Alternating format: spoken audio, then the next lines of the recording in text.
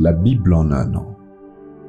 Jérémie 22 à Jérémie 23, verset 20.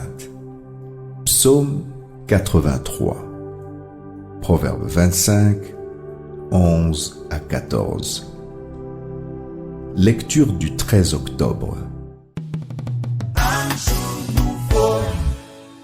2 Thessaloniciens, chapitre 1.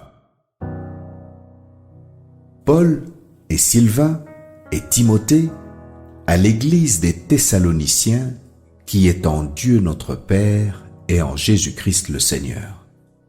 Que la grâce et la paix vous soient données de la part de Dieu notre Père et du Seigneur Jésus-Christ. Nous devons, à votre sujet, frères, rendre continuellement grâce à Dieu comme cela est juste, parce que votre foi fait de grands progrès et que la charité de chacun de vous tous à l'égard des autres augmente de plus en plus.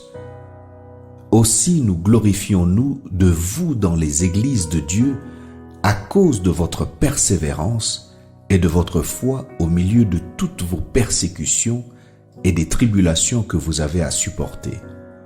C'est une preuve du juste jugement de Dieu pour que vous soyez jugés dignes du royaume de Dieu pour lequel vous souffrez.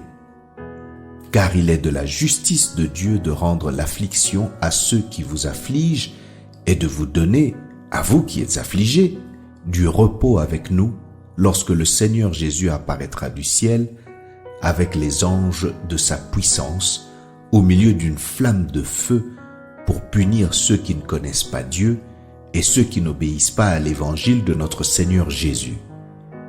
Ils auront pour châtiment une ruine éternelle, loin de la face du Seigneur et de la gloire de sa force, lorsqu'il viendra pour être, en ce jour-là, glorifié dans ses saints et admiré dans tous ceux qui y auront cru, car notre témoignage auprès de vous a été cru.